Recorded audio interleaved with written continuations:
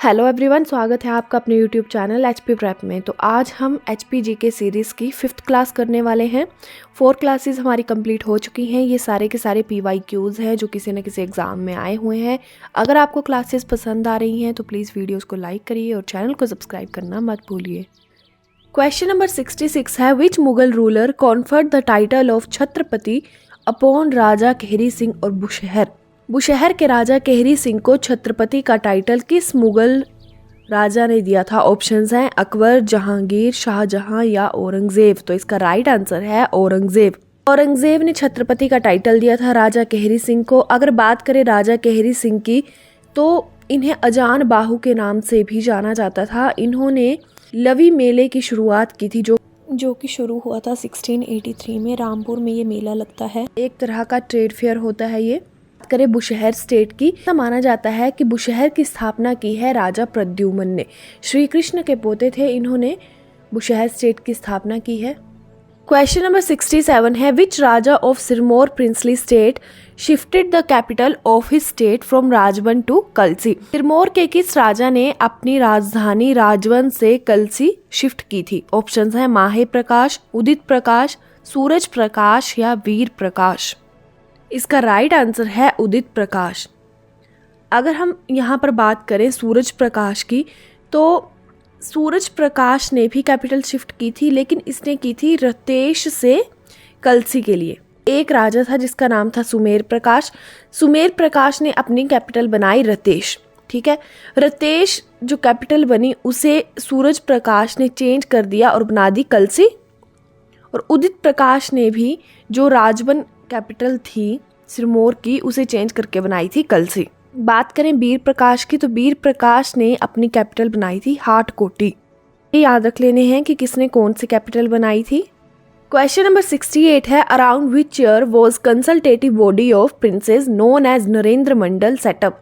राजाओं की एक कंसल्टेटिव बॉडी थी जिसे बोलते थे नरेंद्र मंडल या चैम्बर ऑफ प्रिंसेस। ये कब स्थापित किया गया था?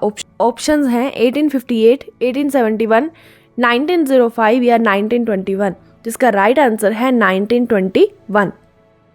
अगर 1921 की जगह यहाँ पर ऑप्शन होता 1920 तो ये हमारा करेक्ट ऑप्शन होता, क्योंकि नरेंद्र मंडल सेटअप किया गया था 1920 में और फर्स्ट मीटिंग हुई थी इसकी 1921 में। तो क्वेश्चन ऐसे भी आ सकता है कि फर्स्ट मीटिंग कब हुई थी, तो ये हुई थी फरवरी 1921 में। क्वेश्चन नंबर 69 है, which Raja of Kangra princely state was presumed dead and his funeral rites performed even though he was alive। Kangra के किस राजा को ऐसा मान लिया गया था कि वो मर चुका है और उसके अंतिम संस्कार की क्रियाएं पूरी कर दी गई थी लेकिन वो अभी जिंदा था? ऑप्शंस है करमचंद, धर्मचंद, रूपचंद या हरिचंद वन। तो इसका राइट आंसर है हरिचंद। यहाँ पर एक इंटरेस्टिंग स्टोरी है हरिचंद की। हरिचंद जब कांगड़ा का राजा बना तो ये शिकार पर गया। शिकार करते करते ये अपनी जो सेना थी उससे बिछड़ गया और एक कुएं में जाके गिर गया। अब कुएं में गिर गया तो वहाँ पर ये 21 दिन तक उसी कुएं में रहा, लेकिन सैनिकों को ये मिला नहीं। तो सैनिकों को लगा कि हरिचंद की मृत्यु हो चुकी है। जब इस खबर का पता चला कांगड़ा रियासत में, तो जो हरिचंद का छोटा भाई था करमचंद, इसे राजा बना दिया गया। ठीक है, 21 दिन बाद हरिचंद को एक वहाँ से राहगीर गुजर रहा था, उसने उस कुएं से निकाला और हरिचंद जब वापस अपने राज्य में गए तो इन्होंने देखा कि इनके भाई को राजा बना दिया गया है। अब हरिचंद ने वहाँ पर कुछ भी बताए बिना, मतलब इन्होंने ये भी नहीं बताया कि ये जिंदा है, ये उस रियासत को छोड़कर आ गए और इन्होंने कांगड़ा से अलग एक रियासत बनाई जिसका नाम था गुलेर। ठीक है, तो यहाँ से कई बार ये क्वेश्चन भी आ जाता है कि गुलेर रियासत की स्थापना किसने की थी? तो ये की थी हरिचंद ने 1405 में और इसकी जो राजधानी थी वो थी हरिपुर। तो याद रख लेना है हरिचंद के बारे में और करमचंद के बारे में। क्वेश्चन नंबर 70 है, to which ancient sage do the Audumbaras trace their origin. Audumbaras किस ऋषि से अपना ओरिजिन बताते हैं? ऑप्शन है गौतम, वशिष्ठ, विश्वामित्र या भृगु। जिसका राइट आंसर है विश्वामित्र। विश्वामित्र से ये अपनी लीनियज ट्रेस करते हैं अदुम्बराज। विश्वामित्र को कौशिक गोत्र का फाउंडर माना जाता है।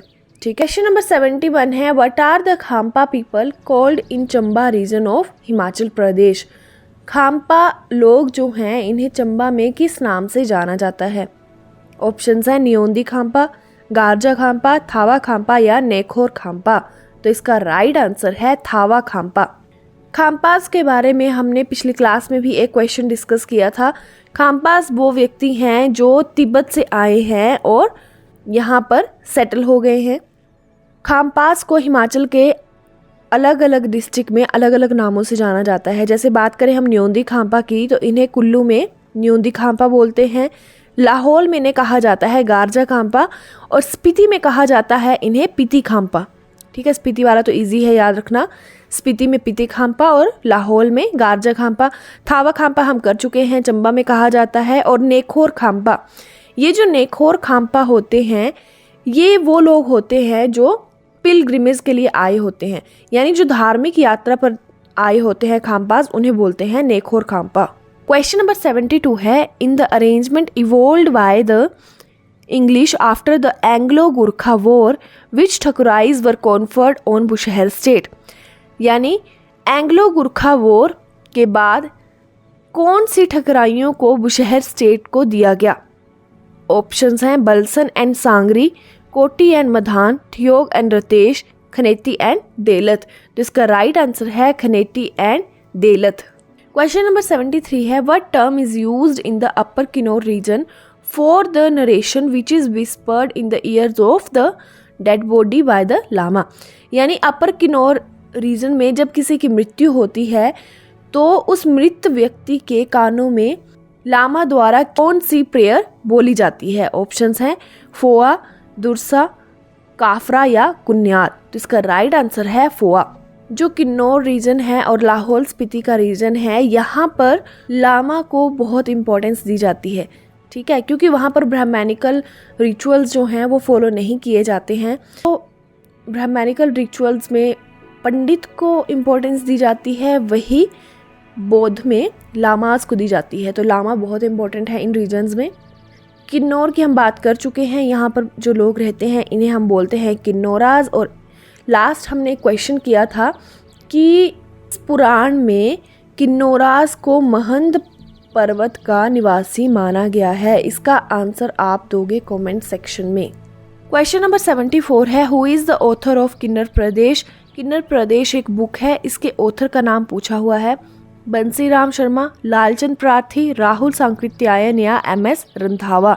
तो इसका राइट आंसर है राहुल सांकृत्यायन। क्वेश्चन नंबर 75 है which lake is the source of Parvati river. Parvati river का सोर्स पूछा गया है, कहाँ से ओरिजिनेट होती है? ऑप्शंस हैं सरवालसर, सुखसार, मानतलाई या महाकाली। तो इसका राइट आंसर है मानतलाई। मानतलाई लेक से पार्वती रिवर ओरिजिनेट होती है। बात करें पार्वती रिवर की तो इसके ऊपर हिमाचल प्रदेश का सबसे बड़ा हाइड्रो इलेक्ट्रिक पावर प्रोजेक्ट बना हुआ है, जिसकी कैपेसिटी है 2051 मेगावाट। अब आप बताओगे ये कौन से डिस्ट्रिक्ट में है in comment section. Question number 76 है approximately but percentage of total area of Himachal Pradesh fall in Lahaul Spiti district. यानी हिमाचल प्रदेश का कितना प्रतिशत लाहौल स्पीति डिस्ट्रिक्ट में आता है? ऑप्शंस हैं 10%, 15%, 20% या 25%। तो इसका राइट आंसर है 25%। हमने क्वेश्चन किया था जब हमने फैक्ट्स किए थे हिमाचल के कि सबसे ज़्यादा एरिया जो है वो लाहौल स्पीति कवर करता है जोग्राफिकली हिमाचल प्रदेश का, और सबसे कम एरिया हमीरपुर डिस्ट्रिक्ट का है जोग्राफिकली। क्वेश्चन नंबर 77 है at which place does the Sutlej river enter Himachal Pradesh. Himachal Pradesh में सतलुज रिवर कहाँ से एंटर होती है? ऑप्शंस हैं शिप्की, स्पीति, रामपुर या कल्पा। तो इसका राइट आंसर है शिप्की। शिप्की पास का नाम भी है और ये है किन्नौर डिस्ट्रिक्ट में।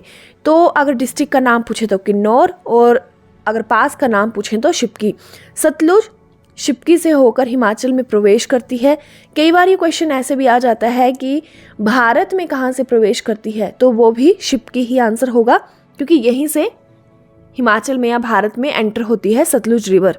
अगर बात करें सतलुज रिवर की तो ये ओरिजिनेट होती है राक्षस ताल से। राक्षस ताल मानसरोवर झील के पास में एक छोटी सी झील है, वहीं से ओरिजिनेट होती है। दूसरा पॉइंट, इसके ऊपर एक बहुत ही इंपॉर्टेंट डैम बना हुआ है जिसका नाम है भाखड़ा नंगल डैम। 1948 में ये बनना शुरू हुआ था और 1963 में इसकी कंस्ट्रक्शन कंप्लीट हुई थी।